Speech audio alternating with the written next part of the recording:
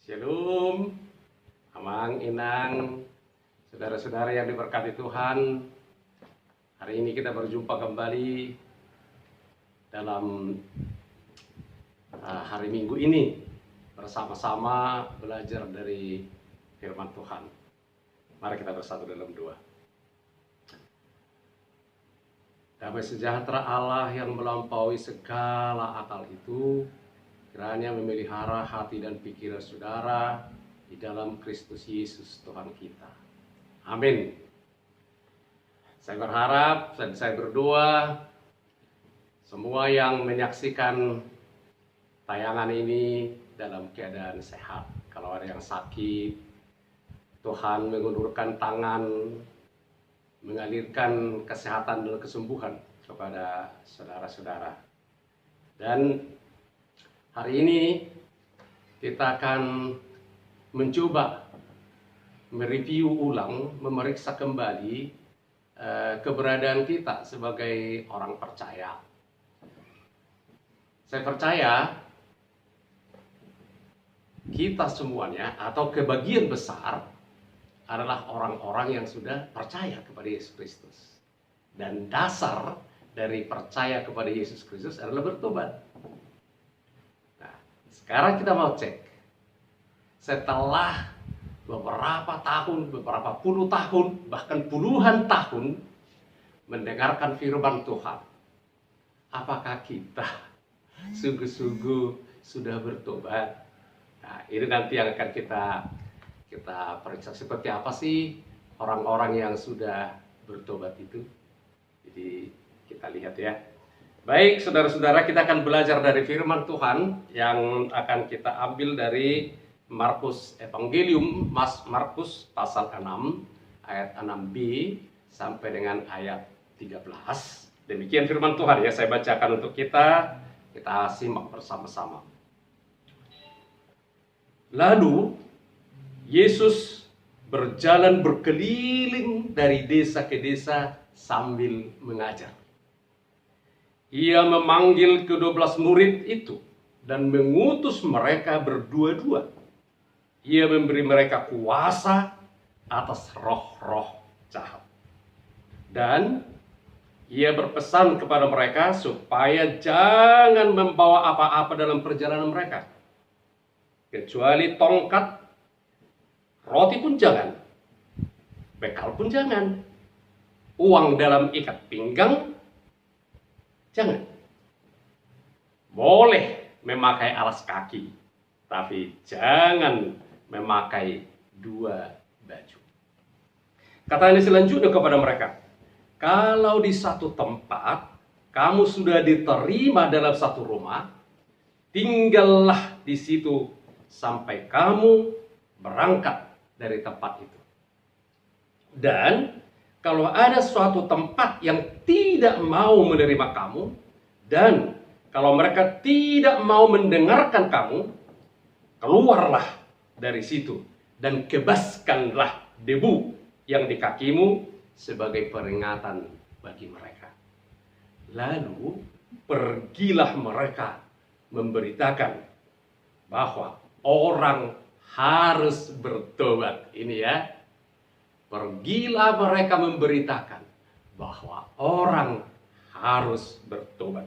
Dan mereka mengusir banyak setan dan mengoles banyak orang sakit dengan minyak dan menyembuhkan mereka. Demikian firman Tuhan. Saudara yang diberkati Tuhan, tadi saya katakan, apakah kita sudah bertobat? Orang-orang yang bertobat. Nah, nanti kita jawab sendiri ya. Saya percaya sih semua kita ini orang-orang yang sudah bertobat. Tapi ada indikator yang bisa dilihat untuk membuktikan saya sudah bertobat. Enggak sih? Nah, yang pertama, tugas kita sebagai orang percaya, tugas kita sebagai pengikut Yesus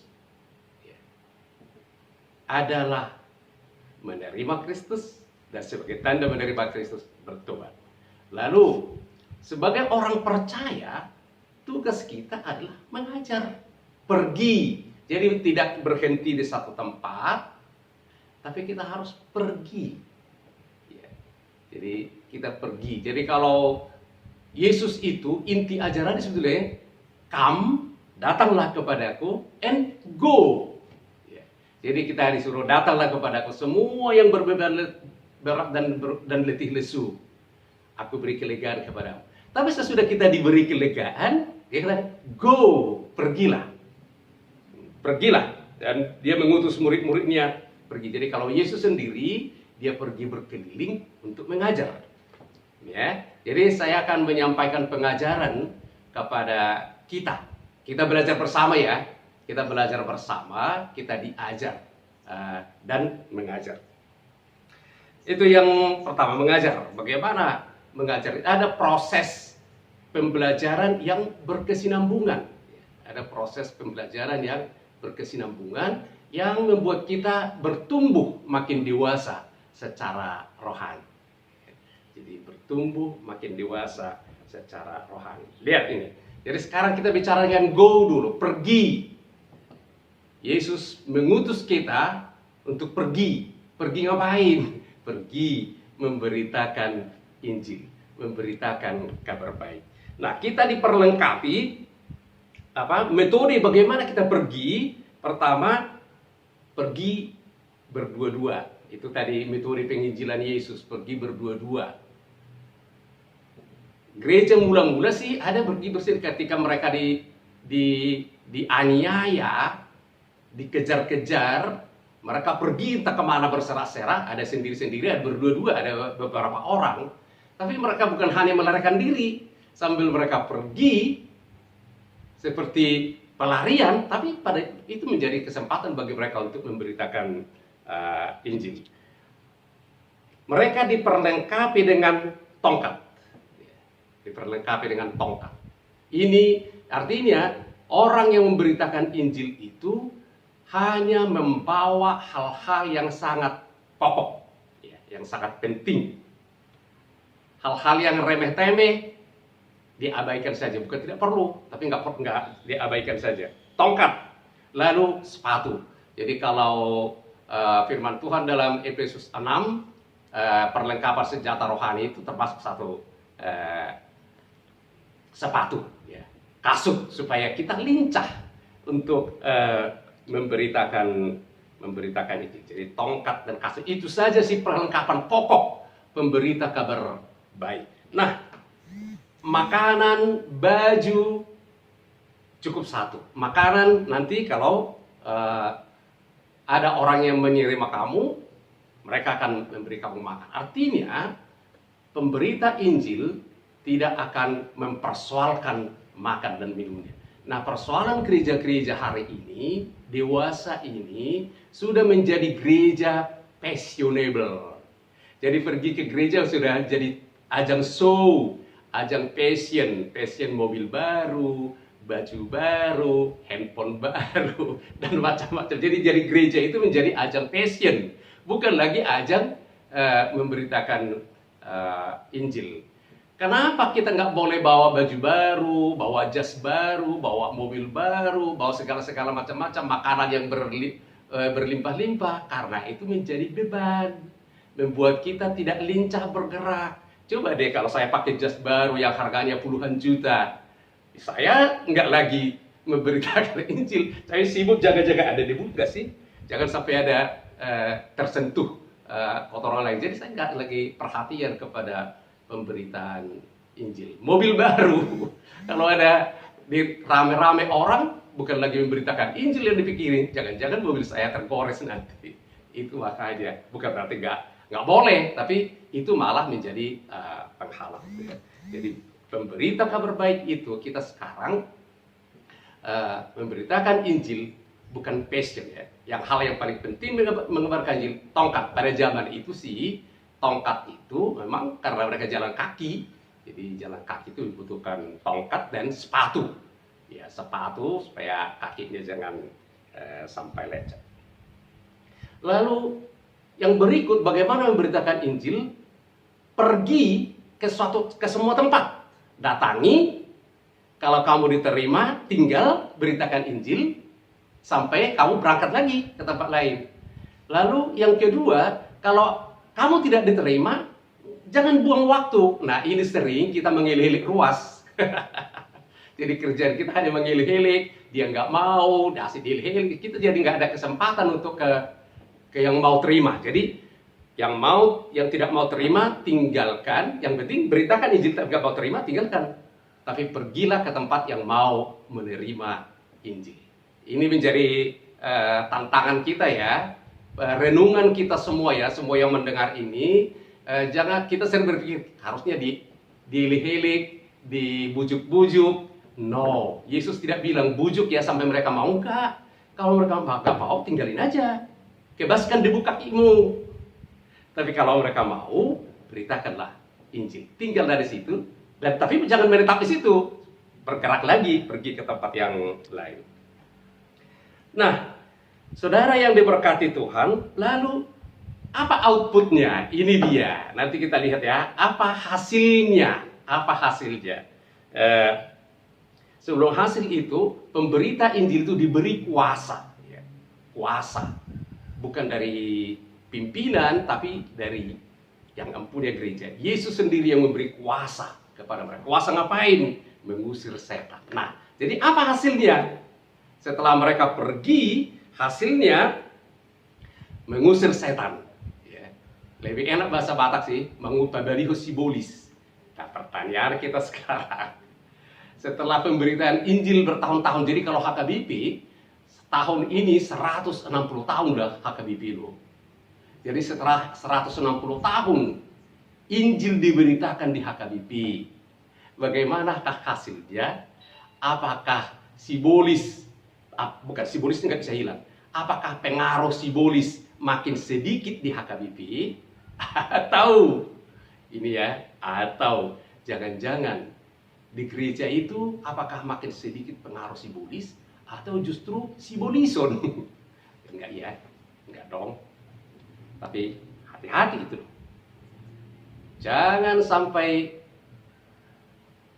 harusnya simbolis diusir, setan diusir dari orang-orang yang mendengar firman Tuhan, tapi justru simbolison, ya, kerasukan setan. Itu yang pertama.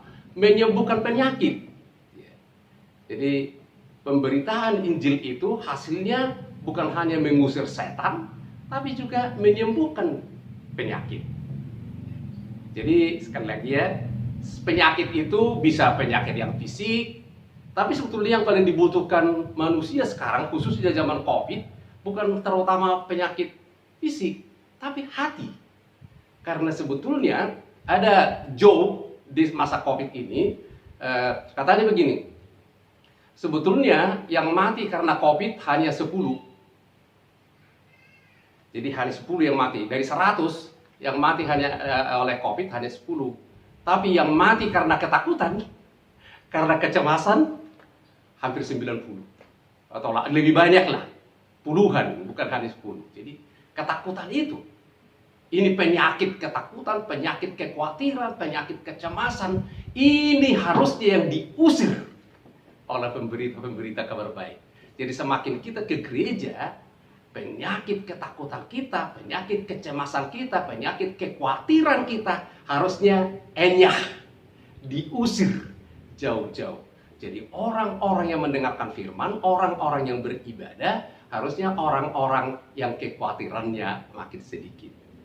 Menjadi orang-orang yang rasa percaya dirinya makin tinggi. Orang-orang yang tingkat kecemasannya makin rendah. Tuhan juga bisa memulihkan, menyembuhkan penyakit-penyakit fisik, tapi yang terutama adalah penyakit-penyakit non-fisik. Kekhawatiran, ketamakan, keserakahan, itu juga penyakit. Penyakit. Jadi itu yang disembuhkan oleh pemberitaan Injil. Kita tanya sekarang, apakah jemaat-jemaat kita sebagai jemaat Tuhan di gereja, penyakit ini semakin berkurang atau jangan-jangan kebalikannya? Lalu yang ketiga, jadi mengusir setan itu hasil dari pemberitaan Injil itu ya. Mengusir setan, menyembuhkan penyakit, dan yang ketiga, bertobat. Jadi terjadi pertobatan. Bertobat itu apa? Memang ini terlalu apa namanya ya?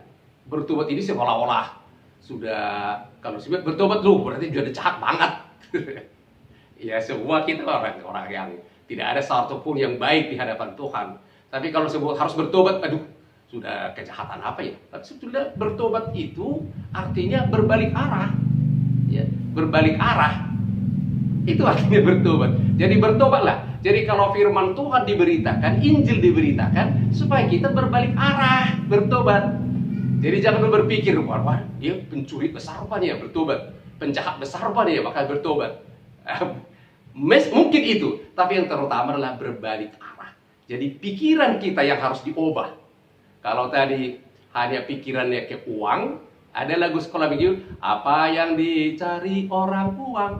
Wah, jadi yang hanya dipikirkan uang bukan berarti nggak boleh mikir uang ya. Tapi bukan hanya uang lagi yang dipikirin, tapi ada yang lebih penting. Kasih dan sukacita dari Tuhan yang dipikir, bukan hanya uang. Jadi berbalik ya, berbaliklah dari cara apa yang kita pikir selama ini yang baik selain Tuhan, berbaliklah bahwa yang terbaik hanya ada pada Tuhan. Jadi sudah 160 tahun ini HKBP khususnya ya, dan yang jemaat-jemaat yang mendengarkan firman ini, gereja manapun latar belakangnya, sudah berapa lama di gereja, pertanyaannya, setelah saya mendengarkan firman, apakah saya sudah bertobat?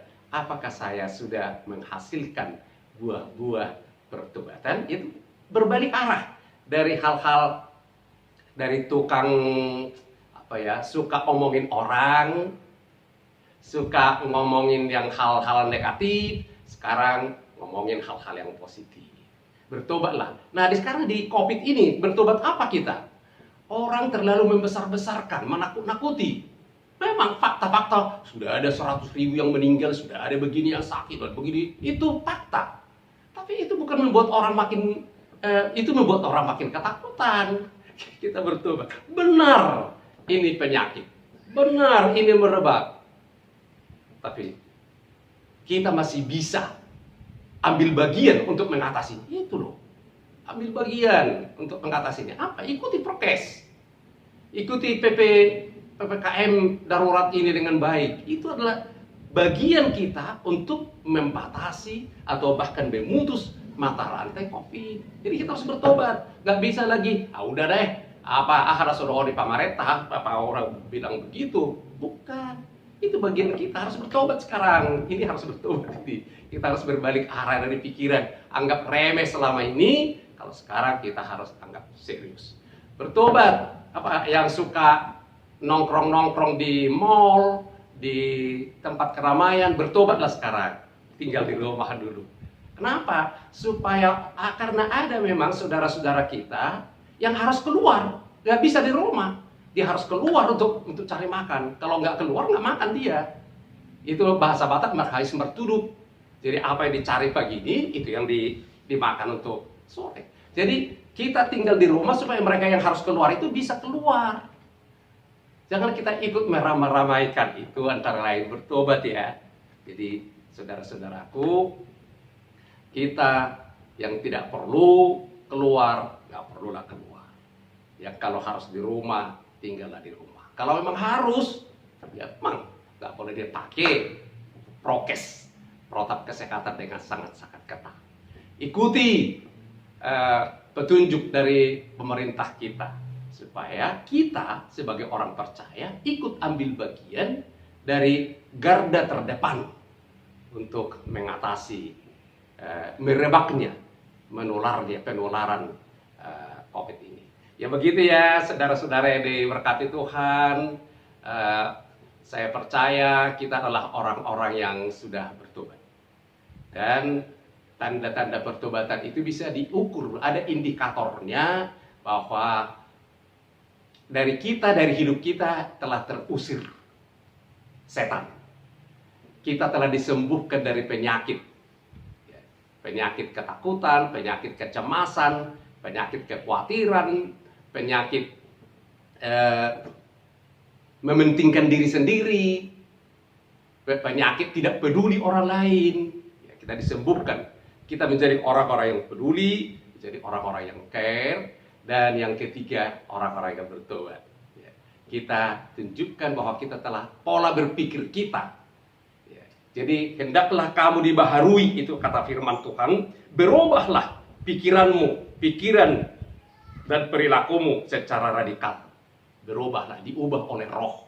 Ya, jadi yang kita suka mempersoalkan hal-hal negatif, sekarang kita membicarakan hal-hal yang positif. Jadi di masa-masa COVID, di masa berat ini, biarlah percakapan-percakapan kita menjadi percakapan-percakapan yang menguatkan, yang meneguhkan, yang memberkati, dan yang saling mendukung satu dengan yang lain. Saya berharap inilah pengajaran untuk kita hari ini. Semoga Roh Kudus menolong kita, menolong ibu bapak, amang inang, saudara-saudara yang diberkati Tuhan, sehingga kita semuanya adalah orang-orang yang bertobat dan menerima amanat ini, tugas untuk memberitakan Injil. Gimana saya memberitakan Injil? Saya kan bukan pendeta, saya bukan situa, saya bukan majelis. Lalu gimana saya ikut menjadi pemberita kabar baik? Beritakan kabar baik, menjadi pemberita kabar baik melalui perilaku. Perilaku kita, karena Injil terbaik adalah perilaku kita. Alkitab terbaik adalah Alkitab yang sudah menjadi kita lakukan, bukan Alkitab yang kita hafalkan, bukan Alkitab terbaik, bukan Alkitab yang tertulis tersimpan dalam Alkitab. Firman Tuhan terbaik itu adalah firman yang kita lakukan dalam menjadi perilaku sehari-hari. Makanya dalam terjemahan Alkitab ada terjemahan The Living Bible. The Living Bible, Alkitab yang hidup. Alkitab yang hidup itu bukan bukunya, tapi firman yang telah menjadi perilaku kita. Jadi menjadi pemberita kabar baik, kalau bukan pendeta, bukan penginjil, kita bisa menjadi The Living Bible, Alkitab yang hidup. Tuhan Yesus memberkati. Amin.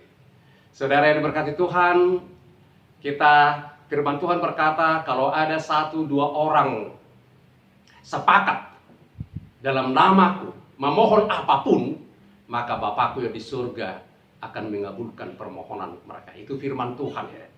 Jadi kita berdoa, kita harus sepakat semuanya. Semua yang mendengarkan tayangan ini, yang melihat dan mendengarkan tayangan ini, kita sepakat berdoa, memohon pemulihan, kesehatan, kesembuhan untuk semua orang yang sakit, dan memohon imunitas untuk seluruh rakyat Indonesia. Kita berdoa. Bapa Surgawi, Bapa yang baik, terima kasih untuk firman-Mu yang telah menyapa, menguatkan dan meneguhkan kami, mengajar kami bahwa Engkau mengutus kami untuk memberitakan kabar baik-Mu, menjadi mengajar dan memberitakan kabar baik. Tuhan, jangan biarkan hal-hal yang menghambat kami, menghalangi kami menjadi pemberita kabar baik. Pakaian, makanan, minuman, cukup Tuhan. Lengkapi kami dengan hal-hal yang penting, yang terutama kuasa-Mu, sehingga kami mampu mengusir setan, menyembuhkan penyakit, dan memanggil orang untuk bertobat. Tuhan, kami telah mendengarkan firman. Usirlah setan-setan, iblis dari hidup kami. Sembuhkanlah sakit penyakit kami. Semua yang mengalami COVID hari ini, Tuhan, pulihkan, sembuhkan, berkati setiap tindakan medis, dan semua rakyat Indonesia. Tuhan, vaksinasilah kami dengan darah kudus-Mu yang mulia, sehingga tidak ada sakit penyakit, tidak ada COVID yang bisa membahayakan kami. Terima kasih Tuhan untuk pemerintah kami yang telah berusaha membatasi penyebaran COVID ini. Biarlah seluruh rakyat Indonesia ikut berpartisipasi aktif mendukung program pemerintah ini, sehingga kami bisa memutus mata rantai COVID di bumi pertiwi Indonesia. Terima kasih Tuhan, terima kasih. Inilah kami anak-Mu yang telah berdoa, bersyukur dan berserah hanya dalam nama Yesus. Amin. Baik, saudara-saudara yang diberkati Tuhan, kiranya hari-hari kita ke depan menjadi hari-hari yang diberi kuasa oleh Yesus, sehingga kita bisa menjadi pemberita kabar baik dan menjadi orang-orang yang menunjukkan buah-buah pertobatan kita. Horas, Tuhan Yesus memberkati.